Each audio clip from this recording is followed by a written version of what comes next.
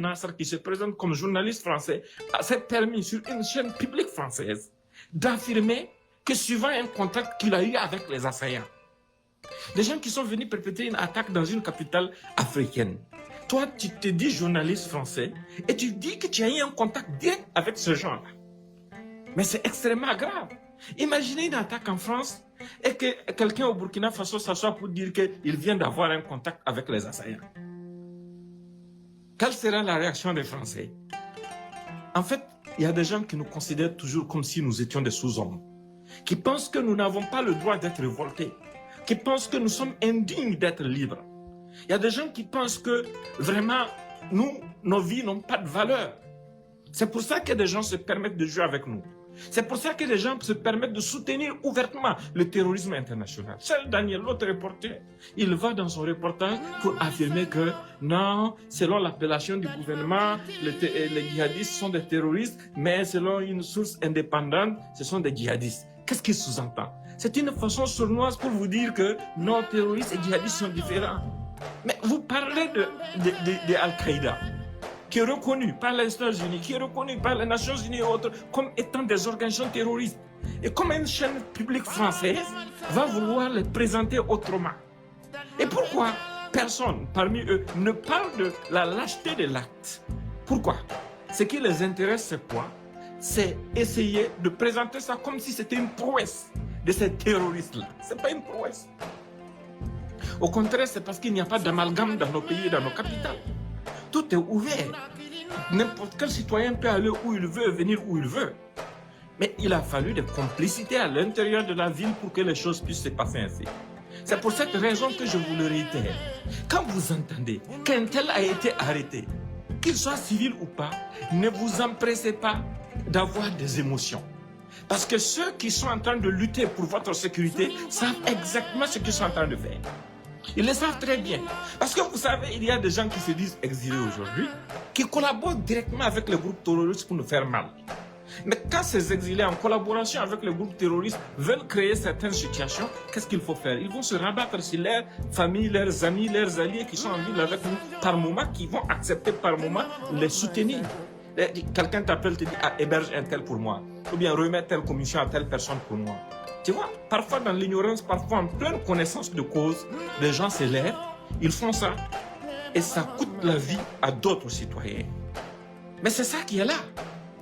Mais ça doit nous inspirer aussi, pour que vous compreniez la duperie, et pour que vous compreniez la manipulation, pour que vous compreniez tous les efforts que ces gens-là sont en train de déployer pour rendre compliqué toute réponse. Parce que quand on arrête quelqu'un automatiquement et que vous les voyez commencer à crier sans connaître le fond de la chose, il faut savoir qu'ils sont au courant de quelque chose.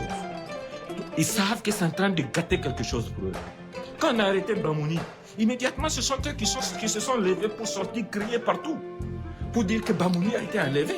Mais quand les audios sont sortis au départ, ils ont commencé à dire que ce sont des montages, que c'est l'intelligence artificielle. Mais quand d'autres éléments sont sortis, parce que l'intelligence artificielle, la version Moré n'existe pas jusqu'à présent, puisqu'il y a vidéo même dans... Il y a l'un des audios dans lequel même il y a du Moré. Mais écoutez, ils se sont tués, comme si ce n'était pas un événement, mais c'est un événement et ce sont des événements interconnectés. Parce que si ce qui est dit dans un enregistrement d'un complot pareil se retrouve exécuté, les gens doivent vraiment se réveiller. Les gens doivent se réveiller et comprendre. Mais ils pensent que en faisant ça à Bamako, ils pourront terroriser les gens de l'AES. Ils pourront terroriser nos concitoyens. Ils pourront nous faire croire que non, nous sommes dans une situation délicate. Ça, c'est trop lâche et facile de venir en pleine ville pour faire des actions de ce genre en tirant sur des gens. Ce qui est compliqué, c'est pouvoir faire ça et puis s'en sortir. Vous avez vu comment les Maliens les ont traités? Ils les ont traités copieusement. Ça, ce n'est pas une victoire pour eux. Ce n'est pas une victoire pour ces terroristes, non. Au contraire, c'est quelque chose qui doit nous motiver. C'est quelque chose qui doit motiver tous nos combattants. C'est ça qui doit faire apprendre aux Burkinabés, aux Nigériens, aux Maliens qui sont dans les grandes villes quelque chose d'important. Aujourd'hui, nos parents qui partent mourir en brousse, ils partent pour conjurer quelque chose. Parce que si nous n'affrontons pas courageusement, si nous n'affrontons pas courageusement ce qui se passe en brousse, si nous n'affrontons pas courageusement l'ennemi en brousse, mais écoutez, le problème va venir nous trouver et trouver nos familles en ville. C'est pour ça que nos gens sont en train d'aller mourir sur le terrain. Pour que le problème ne vienne pas dans leur famille. Parce que quand on tire, ça peut tomber sur n'importe qui. Ça peut arriver à la famille de n'importe qui. Mais ceux qui sont en complicité avec ces terroristes, qui sont assoiffés de pouvoir, qui n'ont aucune autre vision, à part une vision d'un Burkina ou bien d'un Niger ou d'un Mali commandé par eux, ceux qui ne supportent pas le fait que nous ayons affirmé à haute voix que nous sommes des hommes libres, nous ne sommes pas obligés de rester sous le joug d'un quelconque pays, d'une quelconque puissance. Nous avons le droit, la liberté de choisir ce qui est bon pour nous. Ils ne vont jamais voir ça de cet œil. Ils vont toujours s'appuyer sur des lâches, des renégats, des complices locaux, des esclaves de salon, pour pouvoir à chaque fois nous amener à douter de nous-mêmes. Mais à chaque fois quand quelque chose de ce genre se passe, vous devrez sortir, manifester votre solidarité avec nos gouvernements, avec nos dirigeants, avec nos FDS, avec nos VDP, pour leur dire que nous avons compris la nature du combat. Ce n'est pas vous l'ennemi. L'ennemi, c'est celui qui nous attaque. Et celui qui les finance. Ce sont eux nos ennemis. Et ceux qui font leur propagande, ce sont eux nos ennemis.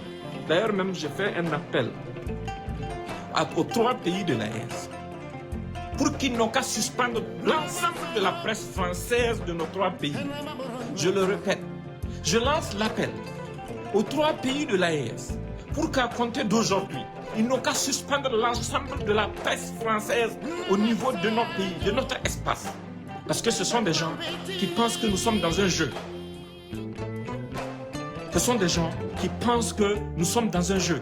Ce sont des gens qui pensent que les vies des nôtres n'ont pas de valeur. Et il faut qu'ils réfléchissent aussi à un moyen coordonné pour répondre au comportement belliqueux du régime de Ouattara, qui se permet d'abriter des communicants des terroristes qui montrent clairement leur lien avec les terroristes, qui soutiennent ouvertement les actions des terroristes, qui applaudissent ouvertement des actions des terroristes. Il faut qu'on s'assume pour la survie de notre peuple. Tout le reste n'est que fictif. Le plus important pour nous, c'est la survie des nôtres. Le reste, là, c'est des détails. Et il faut que ça s'arrête. Et pour que ça s'arrête, il faut qu'on se réveille. Je compte sur chacun d'entre vous pour divulguer ce message. Portez-vous bien.